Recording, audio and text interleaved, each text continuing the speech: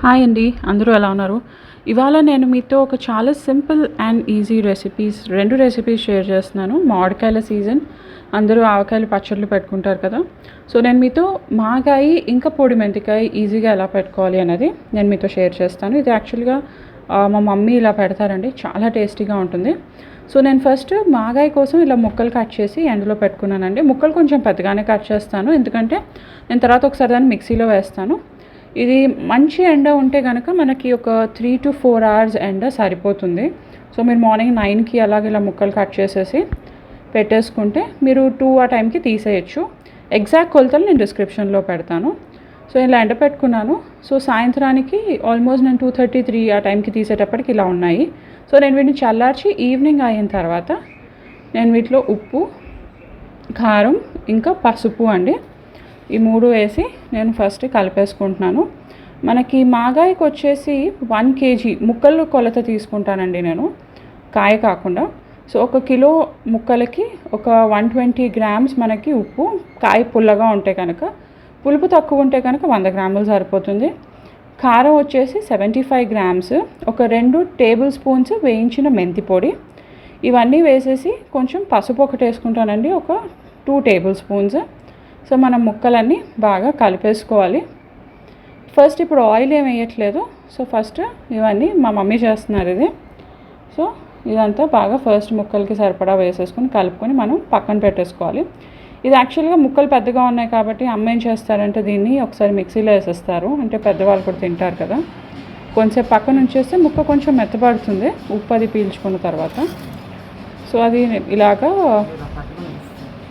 మిక్సీలో వేసేసారు. ఇందులో ఏం చేశారంటే ఆయిల్ తీసుకుని మన ఇడియం నువ్వుల నూనె కానీ ఏఎస్ బ్రాండ్ కానీ వాడతామండి, అది తీసుకుని అందులో ఇంగువ వేసి ఫస్ట్ అది చల్లారిన తర్వాత మనం ఇలా ఆవకాయలో కలుపుకోవాలి.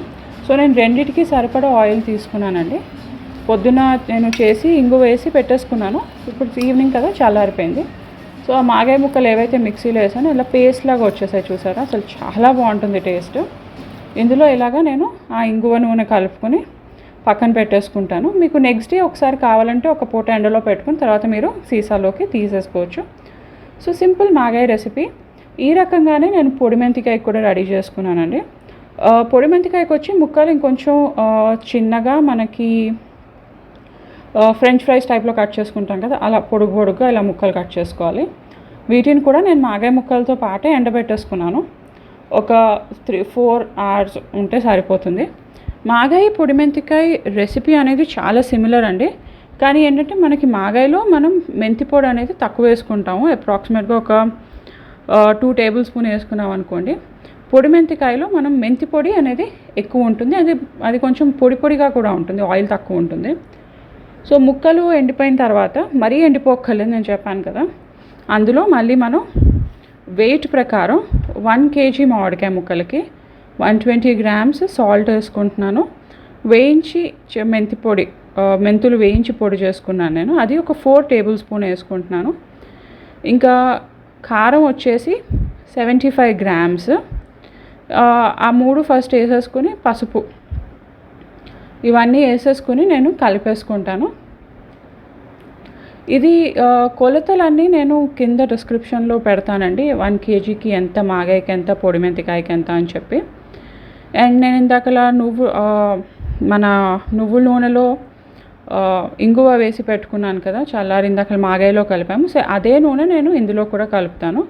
ఫస్ట్ మనం ముక్కకి ఈ మసాలా అంతా, అంటే మన కారం, ఉప్పు ఇదంతా బాగా పట్టేటట్టు కలుపుకోవాలి. కలుపుకున్నాక అందులో మనం పొద్దున్న కాచి చల్లార్చిన నువ్వుల నూనె అనేది కలిపేసుకుందాం. సో, ఇది కలిపేశారు అమ్మ.